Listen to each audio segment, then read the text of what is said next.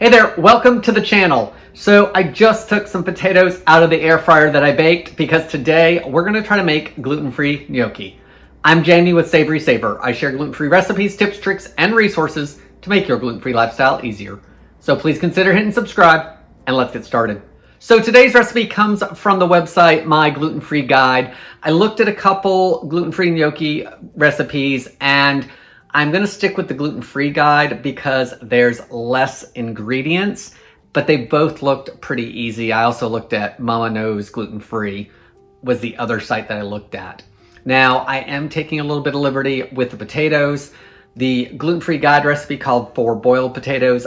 I opted to air fry mine so they're baked.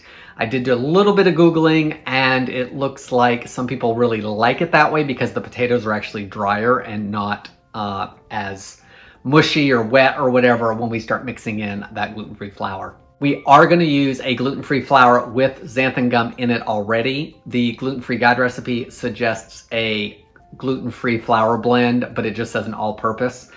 And the Mama Knows Gluten-Free uses a couple different kinds of gluten-free flours and xanthan gum. So I think we'll be okay there.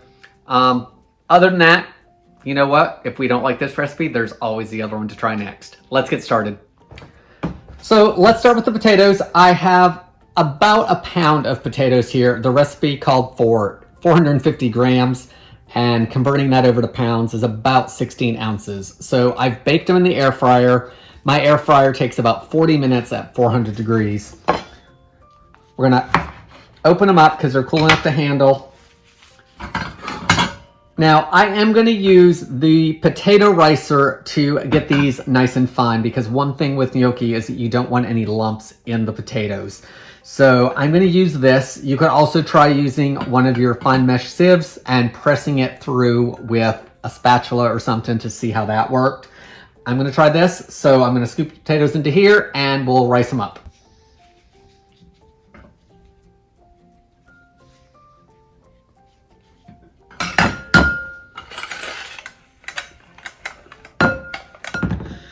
So now that everything's riced up, we need to add our rest of our ingredients, which is only 3 more things, but I'm gonna let this cool just for a minute because one of the things we're adding is egg, and I wanna make sure that the egg is a little closer to the temperature of this because I don't wanna cook the egg, of course. Okay, let's get the rest of our ingredients added. I will link below to both recipes just in case you want to compare them to what I'm doing. So next, I'm going to add 1 large egg. I'm going to break that up, I think, and just mix it just a little bit. Next, I'm going to add 100 grams of gluten-free flour, and it's probably somewhere around 3/4 of a cup. And today, I'm using the all-purpose gluten-free flour by Great Value. So it's from Walmart. Have this in the fridge, haven't used it in a while, so I think we're going to try this one. So I'm thinking that probably any of your blends with everything in it should work as long as this recipe works.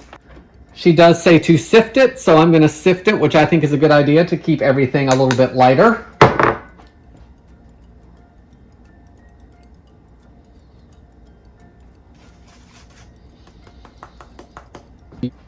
My gluten-free guide does not say to use salt, but Mama Knows Gluten-Free does. So I'm going to add a teaspoon of fine salt. And now we want to mix everything together. And then once it gets to the point like this where everything's mixed half decent and I can't really do much with a spoon, I'm going to switch and I'm going to start kneading it with my hand. And of course, with your hand, you can get a better feel for the dough and what it's doing. And the recipe actually says to do this for about 5 minutes because you want it to be smooth and malleable and basically a pasta dough. So I'm going to set a timer for 5, and if I stop early, we'll let you know when I stopped. All right, so this has been about 4 minutes, and this is the hand I started with, and it still has quite a bit of starch and potato on it, but this hand is pretty clean, and I actually mixed for about a minute or so with this hand at about the 2.5 minute mark. So it's still sticky, but not near sticky as it was, and I'm not getting additional potato on me. So I'm gonna leave that here, wash my hands, and then we're gonna get these formed out. All right, so now I've got my silicone mat out because I'm hoping that that's gonna make things a little easier as far as the rolling out and the not sticking. It said to put a little bit of that gluten-free flour down the board, so I've done that. And this says to cut it into 8 equal pieces. So let's see how much that is to work with. I would say at this point, cut to whatever you're comfortable with, because if you can work with 4 pieces, I think that's probably fine. But I'm just gonna try to do the 8.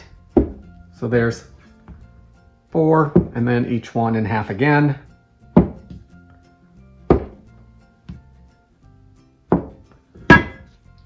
Put these off to the side. Now it also says a wooden board, but I don't have a wooden board that we can do this on. So we're just gonna do this. I will say that shaped very nicely. So now I'm gonna roll it out to about a 1/2 inch thick before we cut it. So it actually says, the recipe actually says 1.5 centimeters because this is a British website. So let's see what that looks like. I think I'm gonna call that good. So lengthwise, I'm probably about 45 to 46 centimeters long. Now I want to cut them into 2 centimeters each, which is about 1 inch.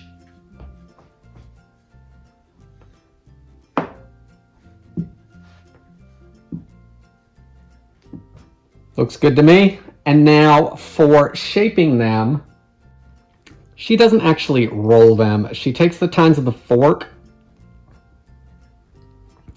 and presses them in.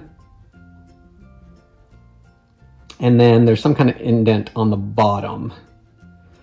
So the fork tines here, the bottom one there. This is not a very good example, but I'm gonna keep trying to do it and we'll take a look at them.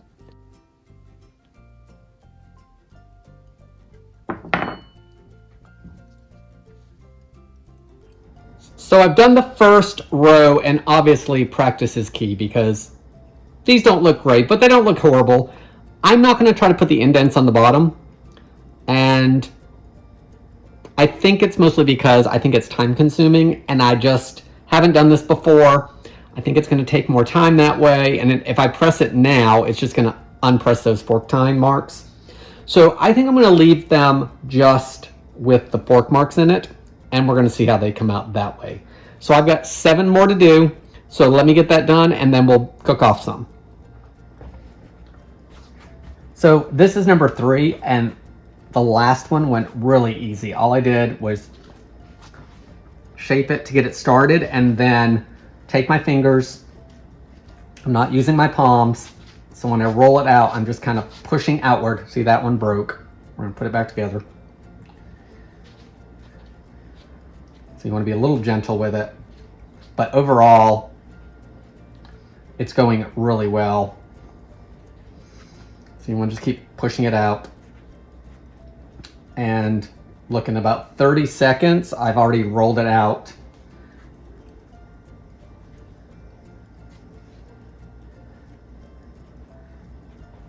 And then I'm not even paying attention to cutting it. I'm just eyeballing it at this point. About 1 inch. So if you get to one like that that looks a little long and skinny, what I did is I just pushed it together a little bit. And once I pushed it together,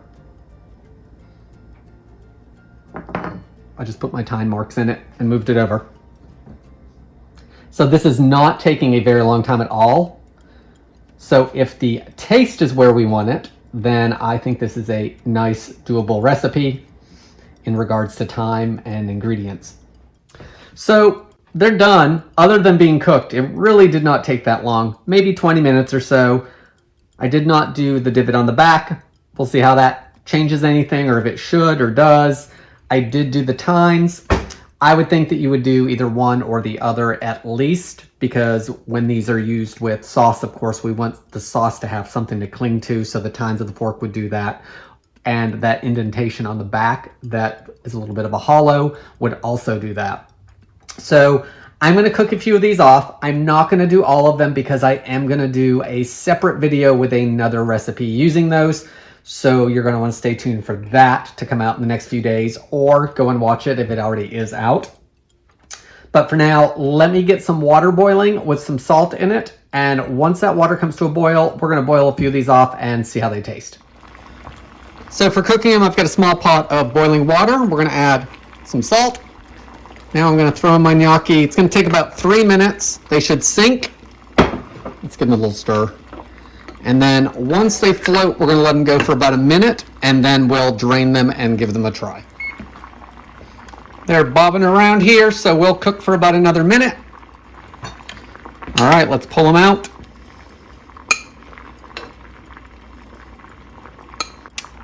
Let's see how they taste. All right, so they've cooked. They're steaming hot. So let's give them a try. I have never made gnocchi before, gluten-free or otherwise. So let's see how hot they are. Okay, so they are, I will say they're sticky on the top. No, they are a pasta, but I don't think that they should really be sticky. Doesn't look like there's much on my fingertip. Sticky, I'm wondering if they're gonna be gummy. Let's see. No, they're pretty good.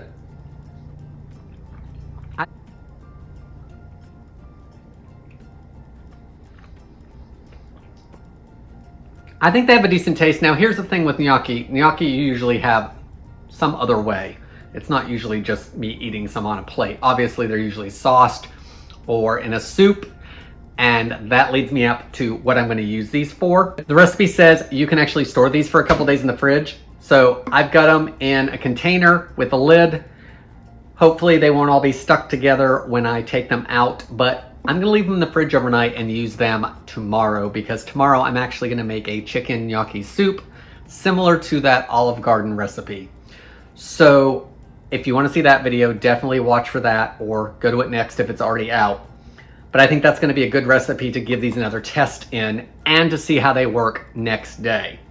She does say if you're not using them within 30 minutes or so of making them, that you definitely want to put these in the fridge until you're going to use them. I also think that if you weren't going to use them in the next couple days, freeze them in a single layer, pop them in the freezer, and then you should be able to cook these from frozen if they're going into something like a soup, because they would thaw in the soup, because they're not very big. So overall, the recipe was super easy. 4 ingredients. We had that gluten-free flour, the potatoes, an egg, and some salt. I used the Great Value Walmart blend, which already has xanthan gum in it. I would totally try your Bob's Red Mill, your King Arthur, your Cup per Cup, whatever blend you have at home. The other thing you could do is check out Mama Knows Gluten-free's recipe that I will link to below. She actually uses rice flour and tapioca, if I'm remembering correctly. So that may be a good option for some of you, depending on the ingredients that you can use or cannot use in your house. Overall, the gnocchi is a good recipe. I'm interested in trying it in that soup to see how they come out in that.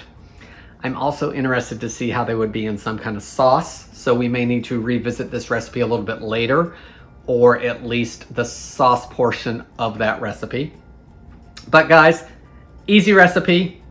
It's basically a pasta with potatoes. I used Russets. I don't know as far as other potatoes that are good to use. I think normally Russets are kind of used because of their starchiness to them or whatever. So not sure on anything else besides that, but substitute with other potatoes to give them a try if nothing else. I would say probably the next best might be something like a yellow, but I'm not positive again on that. In any case, gluten-free gnocchi, have you made them? Will you make them? Do you even like them? Tara doesn't like them. She thinks they're gummy all the time, even when she could eat the regular ones. So these are not her favorite, so we'll see if she eats the soup or not. But in any case, that's all I have for today. Thank you so much for always watching, and I hope to see you in the next video.